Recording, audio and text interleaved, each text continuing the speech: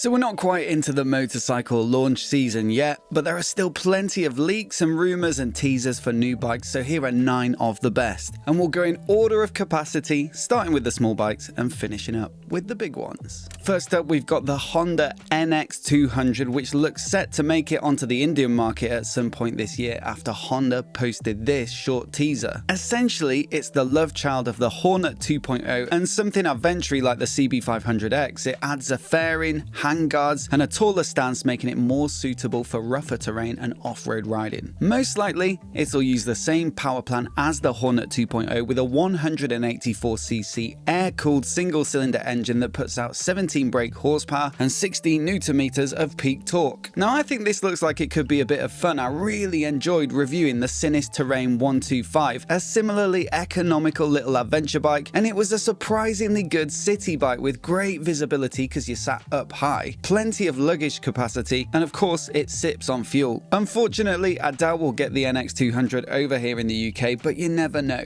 Very recently I published a review of the Enfield Meteor 350, and in short, I was pretty damn impressed by the fit and finish and the comfort it offered at such a bargainous price point. So the good news is that it looks like they've got more bikes in the work based on the same platform. Spied out testing is what the media are calling the Hunter 350, and it's got more of an upright Bonneville style to it as opposed to the mild cruiser ergonomics of the Meteor. Expect the same 349cc air and oil cooled single cylinder engine, which is good for about 20 horsepower and 27 Nm of peak torque. Suspension is simple but decent, brakes are from BRUTALE and do the job, and one would assume it'll also get the Tripper navigation device, which is a brilliant feature at this price. KTM recently revealed some official shots of their upcoming RC390 and it looks pretty great. The previous gen was decent and fared well with A2 riders who wanted some sporty action within the limits of their license, but the 390 Duke and 390 Adventure have both recently been updated with better tech and hardware, as well as Euro 5 compliance, and so it was only a matter of time till the RC followed. No official specs yet, but the 390 Duke makes 44 horsepower at 9,000 RPM and 37 Nm of peak torque at 7 from its 373cc single, so expect the same or at least very similar here. Suspension is from their in-house WP Apex and usually pretty good, and just like the Enfield, brakes are from Brembo's budget-friendly sub-brand BRUTALE, and so they're pretty decent too, with a single full-pot radially mounted caliper on a 320mm disc. Expect a new TFT dash like the other 390s, phone connectivity through the MyRide app, revised ergonomics, and of course this stunning new bodywork with a new headlight design that fits in with the current KTM design language. There's some decent Japanese competition for the KTM though. The Yamaha R3, Honda's CBR 500R, and Kawasaki's Ninja 400, although it looks like Kawasaki might be about to kick things up a notch. You see, they launched the ZX25R for Asia and Australia last year with a super revvy 250cc inline 4 that makes 50 horsepower, and it got a lot of people excited, probably because they're nostalgic for the bikes they used to ride when they were younger. It's definitely had a lot of hype. In fact, it's one of the most viewed videos ever on my channel with 1.2 million views to date. So there was a bit of disappointment that it wasn't launched worldwide, but rumor has it that Kawasaki are working on a slightly beefier version with 400cc of capacity and therefore an expected bump in power to about 70 horses. That would make it a much spicier ride than the Ninja 400, for example, that makes about 44 horsepower from its parallel twin. This is definitely one to keep an eye on. Enfield's second entry in this list comes in the form of a bike that's been called the SCRAM 411, with this leaked photo of a clay model doing the rounds. Essentially, it looks like a lower, more road-focused version of the Himalayan without a lot of the accessories. There's no windscreen, no crash bars, no luggage racks, and the 21-inch front looks like it's made way for a 19. So while it still should be able to handle a little of the rough stuff, it looks like they've dialed back the distance and off-road capabilities for something that would make a great little city bike and commuter. Now, I really liked what Enfield did this year with the paint schemes for the Himalayan. Loads of great choices, so I can't wait to see what they do with this one when it's ready to hit the market. Alright, so quite a big jump in capacity up to the next one. It's the MV AGUSTA BRUTALE 1000 RS. Now, the RR version that we currently have is an incredible bike, as I found out firsthand, but at 27 grand it's a little out of reach for most people, and it's also pretty hardcore to ride. Here's me launching it when I borrowed one from Crazy Horse in Bury St Edmunds. Pull the clutch,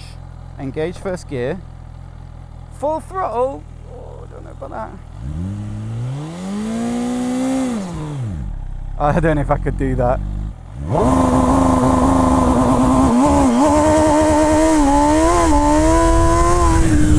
No! Okay.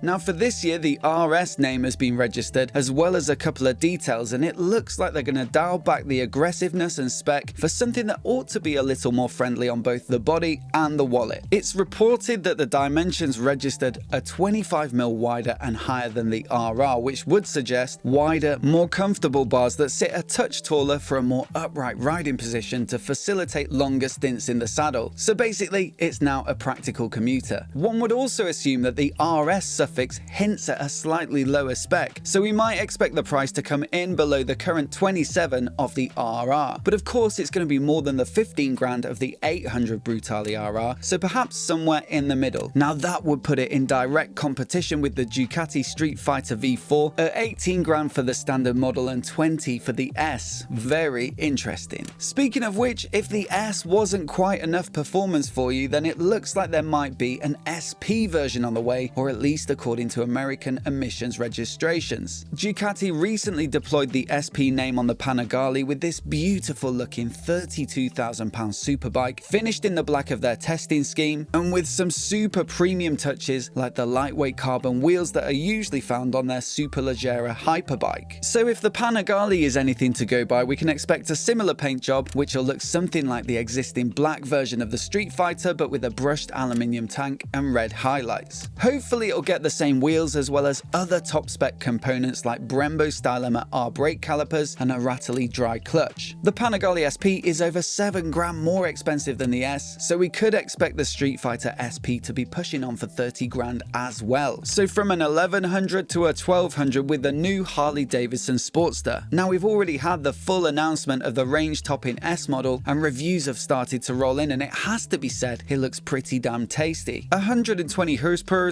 loads of torque, decent brakes and suspension, and some rider aids and tech that make it super competitive in 2021. But it does move away from what the Sportster name has long represented, as well as coming in a good deal more expensive than the existing Sportster lineup. And it looks like Harley are about to plug that gap. Leaked pictures of a more affordable, traditionally styled version have been doing the rounds, with right way up forks, twin shocks, a Sportster-esque rear mudguard, and more chrome and polish than the stealthy S. Now honestly, I'm a little less excited about this version than the S, but that's probably why they launched that one first. It feels a bit more like a necessity to keep the existing Sportster punters happy, but it ought to make for a worthy competitor to the Indian Scout, and I loved that bike when I rode it, so I'll definitely give this one a shot. Last up, we've got the Big Daddy GS, but perhaps with even more capacity. This test bike has been spied out and about, and although it's clearly a GS, there are some big changes to the bodywork and headlight, and it looks like a space above it for a radar which could open up active cruise control as seen on their 2021 RT and R18 Tourers. And it also looks like there's room for a radar on the back. Now that could mean blind spot detection and rear impact warnings just like the Ducati Multistrada V4. But perhaps more significant